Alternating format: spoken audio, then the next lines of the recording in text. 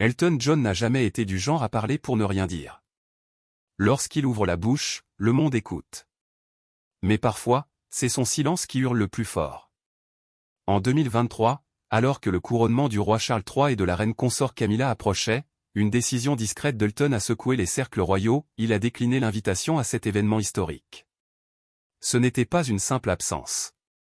C'était un geste chargé de mémoire, de loyauté et d'une douleur vieille de plusieurs décennies. Derrière ce choix se dresse l'ombre de la princesse Diana, son amie, sa confidente, une femme dont la tragédie continue d'ébranler ceux qui l'ont aimée. Pendant des années, Elton a navigué avec prudence dans ses liens avec la monarchie britannique, poli mais distant, fidèle à la couronne tout en gardant ses distances. Mais en refusant d'assister au couronnement, il a fait bien plus qu'esquiver une cérémonie. Il a envoyé un message au monde, un message qui résonne encore, certaines blessures ne guérissent jamais, et certaines vérités refusent de s'effacer. Voici l'histoire d'Elton John, de sa relation complexe avec la famille royale, de son amitié indéfectible avec Diana, et du silence qui a ébranlé un palais. L'invitation qui a tout changé. Au printemps 2023, les préparatifs du couronnement de Charles III et Camilla battent leur plein. Ce n'est pas seulement une passation de pouvoir, c'est une tentative de réécrire une page controversée de l'histoire royale. Camilla, longtemps perçue comme l'ombre dans le mariage de Charles et Diana, doit être couronnée reine consort, un titre que beaucoup, au Royaume-Uni et au-delà, accueillent avec réticence. Les invitations partent, chefs d'État, aristocrates, célébrités. Parmi elles, Sir Elton John, anobli en 1998, figure légendaire de la musique et habitué des cercles royaux. Sa présence semble évidente, il a chanté pour les jubilés d'Élisabeth II, dîné à Kensington, dansé avec la reine. Pourtant, pour ceux qui connaissent son histoire, cette invitation n'est pas anodine. Elle est un dilemme.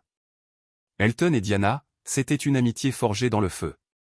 Dans les années 1980 et 1990, ils se rapprochent, unis par des combats communs, le sida, les œuvres caritatives et par une vulnérabilité partagée face à la célébrité.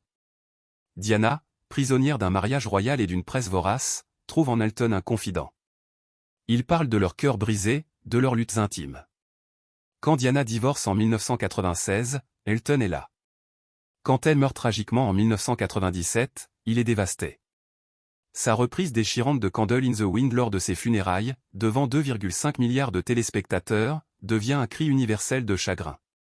Pour Elton, Diana n'était pas une princesse lointaine, c'était une sœur. L'invitation au couronnement place Elton devant un choix impossible. Y aller, c'est entériner Camilla, celle que Diana, dans son interview Panorama de 1995, accusait d'être la troisième personne dans son mariage. Refuser, c'est briser des décennies de politesse avec la monarchie, un geste qui ne passera pas inaperçu. Pendant des semaines, il reste silencieux. Les tabloïds spéculent, agenda chargé? Problème de santé? Mais le 6 mai 2023, jour du couronnement, Elton est absent. Pas de communiqué, pas d'excuses publiques. Juste un vide assourdissant. Les gros titres explosent, Elton snob le couronnement, un hommage à Diana. Les commentateurs royaux crient au scandale, d'autres, plus proches de lui, comprennent. Ce n'est pas un caprice. C'est une déclaration. Pour Elton, assister aurait signifié trahir une mémoire qu'il porte depuis 25 ans. Son absence parle pour lui, Diana reste au cœur de ses choix. Danser avec la couronne, une histoire avec la monarchie. L'histoire d'Elton avec la famille royale commence bien avant Diana, dans les années 1970. À l'époque, Reginald Dwight, devenu Elton John, est une étoile montante, un pianiste prodige de Piney, banlieue modeste de Londres. En 1975, la princesse Margaret, sœur rebelle d'Élisabeth II, l'invite à dîner à Kensington. C'est le début d'une relation étrange, un gamin de classe moyenne, obsédé par les vinyles, se retrouve à table avec la royauté. Margaret, excentrique et mélomane, l'adore. En 1981, il performe pour les 21 ans du prince Andrew à Windsor.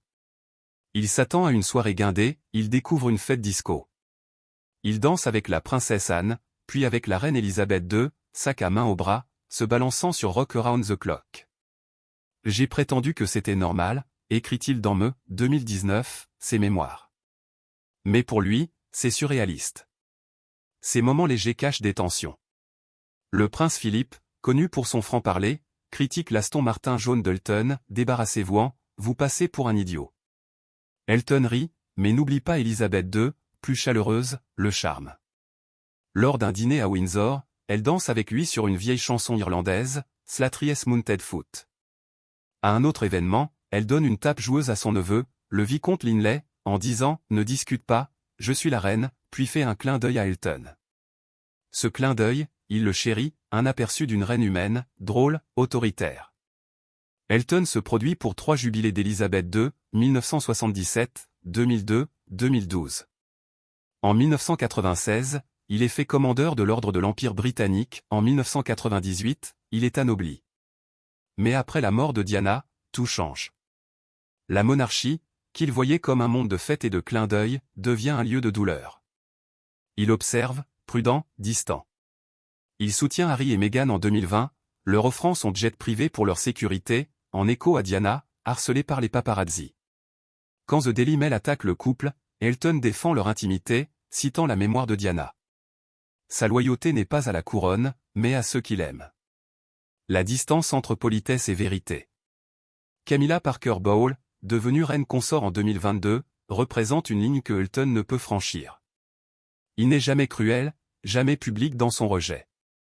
Mais ceux qui l'entourent remarquent, sa chaleur, si généreuse ailleurs, s'arrête à Camilla. Pas de haine, juste une absence d'affection. Les sourires sont polis, les conversations brèves. Pourquoi? Diana. En 1995, dans Panorama, elle lâche « Nous étions 3 dans ce mariage ». Camilla est la 3e, celle que Diana blâmait pour son malheur. Elton, confident de ses nuits d'angoisse, n'oublie pas. Il se souvient des appels tardifs, des larmes, de l'isolement de Diana dans un palais qui ne l'aimait pas. En 2005, lors du mariage de Charles et Camilla à Windsor, Elton reste discret. Pas de félicitations publiques, pas de chansons. Lors d'une interview avec Variety, 2023, il glisse une pique, son partenariat civil avec David Furnish, au même Guildhall, a attiré une plus grande foule. Les chroniqueurs royaux, comme Rebecca English du Daily Mail, s'indignent, affirmant que la rue était bondée pour Charles et Camilla. Mais le message d'Elton est clair, il n'oublie pas. Son absence au couronnement n'est pas un oubli d'agenda, ni un problème de santé, malgré la fin de sa tournée Farewell Yellow Brick Road. C'est un choix. Un refus de réécrire l'histoire, de célébrer une couronne qui a blessé Diana. Loyauté mise à l'épreuve, la rupture avec Harry. Elton et le prince Harry partagent un lien forgé dans le deuil. Après la mort de Diana, Elton console le jeune prince, alors âgé de 12 ans. Il reste proche, un mentor discret. En 2018, il chante à son mariage avec Meghan Markle. Mais en 2019, une fissure apparaît. The Daily Mail publie des extraits des mémoires d'Elton, me. Harry, dans Spa, 2023, raconte sa colère, ce journal, qui a traqué sa mère jusqu'à sa mort, profite maintenant de la vie d'Elton. Lors d'un séjour chez Elton dans le sud de la France, Harry le confronte. La réponse d'Elton est laconique, « Je veux que les gens lisent mon livre ». Pas d'excuses. Harry laisse tomber, mais la distance s'installe. Moins de contacts, moins de projets communs. Pour Harry, The Daily Mail est un symbole de destruction. Pour Elton, c'est une plateforme qu'il maîtrise, après des décennies de batailles judiciaires contre la presse. Il a poursuivi les tabloïds, gagné, parlé sans peur. Sa décision de travailler avec eux n'est pas une trahison, mais une stratégie. Pourtant, son silence au couronnement prouve que ses valeurs restent intactes. S'il cherchait les faveurs royales, il aurait été là, applaudissant Camilla. Il a choisi l'absence, un écho à Diana. Une couronne dans l'ombre d'un fantôme. Le couronnement de Charles III et Camilla, le 6 mai 2023, devait clore une saga controversée. Les tabloïds parlent de rédemption, d'acceptation. Camilla, autrefois vilipendée, soutient des causes nobles, violence domestique, alphabétisation. Mais pour Elton, et pour beaucoup, elle reste liée à la douleur de Diana. Sa couronne est dans l'ombre d'un fantôme. Elton n'a pas besoin de chansons ou d'interviews pour le dire. Son absence suffit. Ce n'est pas de la mesquinerie, mais de la mémoire. Diana, isolée, rejetée, est morte dans un tunnel parisien en 1997. Pour Elton, ce n'était pas un accident isolé, mais l'aboutissement d'années de cruauté institutionnelle. Il a vu sa boulimie, entendu son désespoir, pleuré sa perte. Son silence au couronnement n'est pas seulement pour Camilla. C'est un refus de réécrire l'histoire, de laisser la monarchie lisser le passé. Diana n'est pas un chapitre clos, elle vit dans ses fils, dans les critiques de la presse, dans la réticence à accepter Camilla. Elton, à 78 ans, en fin de carrière, porte cette mémoire. Il protège Harry et Meghan, défend leur intimité, finance leur sécurité. Son absence est un miroir tendu à une nation qui avance sans affronter ses cicatrices. L'héritage qu'il refuse de laisser mourir. Elton John n'est pas un rebelle royal. Il n'a jamais cherché à renverser la monarchie. Mais il refuse l'oubli. La mort de Diana, le 31 août 1997, n'est pas un simple accident pour lui. Les enquêtes blâment les paparazzi, le chauffeur, l'alcool. Mais Elton voit plus loin, un système qui a négligé Diana, l'a isolée, l'a laissée se briser. Sa boulimie, son sentiment d'être une étrangère dans son propre palais, son désespoir où il en a été témoin. À 78 ans, alors qu'il achève sa tournée d'adieu, il reste fidèle à elle. Son absence au couronnement est son dernier acte pour Diana. Pas de discours, pas de chanson. Juste un vide qui parle. Il ne rejette pas la tradition, mais la mémoire sélective. Camilla porte la couronne, mais Diana reste dans les cœurs. Elton, musicien légendaire, est aussi un témoin, il refuse que le monde oublie ce qu'il a fait à une femme qu'il aimait. Son héritage, au-delà des mélodies, est cette loyauté indéfectible. Que pensez-vous du choix d'Elton? A-t-il raison de garder la mémoire de Diana vivante, ou est-il temps de tourner la page? Partagez vos réflexions ci-dessous, likez, abonnez-vous pour plus d'histoires sur les coulisses des royaumes et des légendes.